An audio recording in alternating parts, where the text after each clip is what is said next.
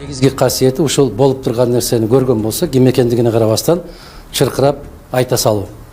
Мүмкүн баягы жаштык, курчтук дегенде ал болуп турган от сыяктуу болуп, баягы ачуу сөздөрдү колдонуп жибериши мүмкүн. Андан эч чочулабаш керек, андан коркпош керек, тескерисинче бийлик деген ошонун тийиштүү жыйынтыктарды чыгарыш керек. Мен деле Ороза айымдын жашында ошол сыяктуу бир баягы ордумда тура албаган, бирдемени көрсөм чырылдап ар дайым айтып жүргөн киши катары айтайын. Көп чалынат, көп кулайт, көп таяк жейт, көп кишиге жакпайт. Кээде жакын досторуна да жакпай калат, туугандарына да жакпай калат. Бирок адамдын бактысы анда эмес. Адамдын бактысы өзүнүн ички жан дүйнөсүн дайым ачык, так даана айтып жүрүүсүндө.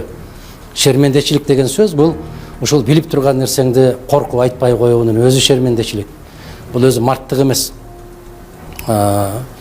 Ороза айым кызыбыздагы негизги сапаттары ушул. Керек болсо өзүнүн жеке кандайдыр бир кызыкчылыктарын дагы аттап өтүп, коомдук, мамлекеттик, элдик бир иштерге мындай бир чечкиндүү түрдө кирип кетти. Урматтуу Маскал шаарындагы мекендештер, эгерде документ боюнча көйгөйлөрүңүз болсо, бизге кайрылыңыз.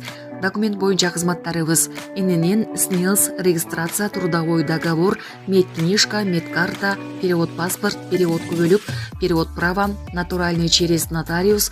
Биз өз ишибизди таза жана жоопкерчилик менен аткарабыз. Эч ойлонбой кайрыла бериңиздер. Биздин байланыш номерлер +7926 717 03 31. Маселе менен смокту чечсе болот, мен силерге ачыгын айтып коеюн. Биринчиси көмүр. Кара кеченин көмүрүн киргизбейсиңер. 4 районго, муну былтыр да айткам, мурдагы жылда айткам. 4 районго 4 склад саласыңар. Шабур күлгө окшогон көмүрдү алып келесиңер, залалсыздырган мындай зыяны жок көмүрдү мөшөккө салып туруп сатасыңар, болду. Башка эч жерге киргизбейсиңер. Автоматтык түрдө 30-40% көмүр жоголот. Даже охрана окружающей среды кант цементный шифр заводу күчүңөр жетпейт. 3 жыл болду. Түздөн түз кант менен келип туруп Бишкекти ууландырып атат. 3 жылдан бери акча айтып атабыз. Унчукпай отурасыңар. Катализаторлор, жакында көрдүм, бир кытайлар катализаторлорду алып келип аттыр. Ашыларды койсоңор, өкмөт бергиле деп полномочия мэрияга. Ошол катализаторду койдурасыңар, дагы 30% чечилет. Анан Газпром менен иштеш керек. Зимний тариф бергиле, урматтуу Газпром бизге, Бишкекке зимний тариф бергиле. Декабрь, январь, февралга зимний тариф коюп бергиле, биз баарыбыз газификацияга шыгырап өтүп беребиз. Жок, бербейсиңерби? Өкмөт башка газ алып келе турган компаниялар менен сүйлөш керек, Газпромдон башка. Давайте Азербайжан менен сүйлөшөлү, Иран менен сүйлөшөлү, Түркмөнстан менен, Өзбекстан менен сүйлөшөлү. Эгер Газпром бизге бербейби, анда башка газовый компаниялар менен сүйлөш керек. Зимний тариф менен атайын Бишкекке газды алып келишибиз керек. Башка айлабыз жок, Газпром. Силер бизге туура түшүнгүлө.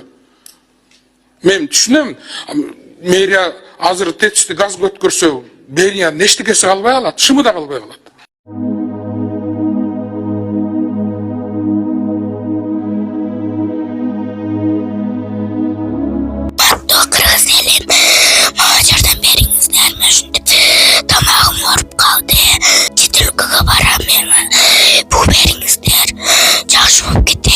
Эгер колуңуздардан келсе дагы жардам берип коюңуздар. Өтө оор шарттабыз, азырда дам кысылып, тезирээк барып операция кылдырышыбыз керек. Чет өлкөгө $45,000 сурап атат. Чет өлкөгө апарыш үчүн ол каражат бизде жок. Эгер колуңуздардан келсе жардам берип коюңуздар. Сиздерден сураныч. Диагнозу голосовой гортани деп чыккан. Тамагыда бул сүйлөй турган голосойдо. Ушул өскөндө сүйлөй албай калат. 1 метр жерге да ушу угулбай калат. Бир ан жерде калып кетеби деп коркомун. Үнү да чыкпайт. Мектепке барса балдар консультация, сакоосу жакшы сүйлөй албайсың деп. Ошо кызым элдин арасына кошулуп кыз болуп кетиш үчүн жардам берип коюңуздар. Өтө суранам сиздерден. $45,000 керек чет өлкөгө апарганы. Үй жайларыбыз эч нерсесиз калбады. Сиздерден сураныш, жардам берип коюңуздар. М банк Анаркан деп чыгат, Сбербанк Гүнназик деп чыгат. Эм банктагы номерге чалсаңыздар тактап мен өзүмдө болот. Сураныш сиздерден жардам берип коюңуздар. Жакшы болуп кетсин деп Кудайдан түнү күнү Кудайдан тилеймин. Биттей кызым бар. Ошо кызым үчүн жардам берип коюңуздар. Анан ошол сиз айтып аткан массалык маалымат каражаттарында ошол нерсени өзүңүздөн тактап алайын деп атам. Ошол Мырзахматовдун айрым бизнестери мамлекетке өттү деген дагы маалыматтар чыкты да. Сиз буга кандай комментарий бересиз? Эми ошол жогоруда эле айткандай да, ошондой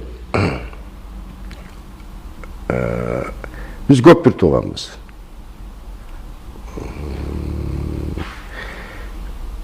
Анан кайсы бир жерде эмне болуп турса, ой баардыгы эле Мырзахматов дей берет да.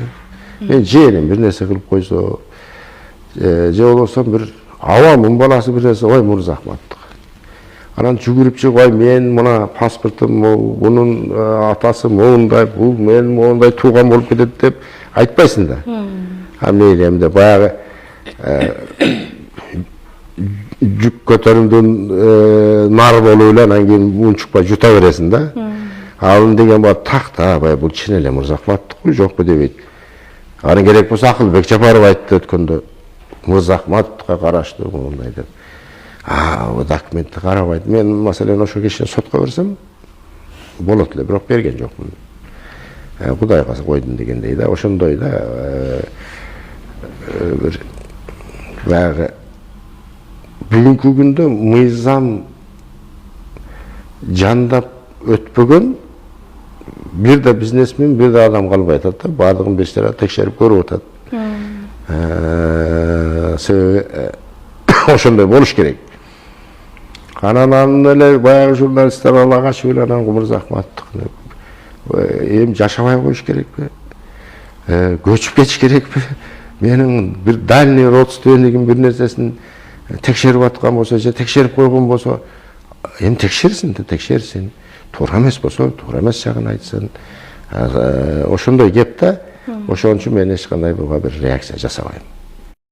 Соклук районуна Белек айылына караштуу Тоо этеги элдер бияка эс алганы келишет да. Анан бүт жылга аякты бүткөндөн кийин монтип таштандыларын калтырып кетишет. Бүт таштанды. Жолдон баштап Тоонун этегине чейин бүт таштанды мондай. Эс алып бүт калтырып кетишет. Сонун эле келип эс алышат, ата-энелер менен келет да, балдар жалгыз келбейт. Анан ошо машиналар менен келгенде салып кетишсе кайра пакеттерди бүт таштап кетип атышат, карагачы. Бүт Тоонун этеги бүт ушундай мусор.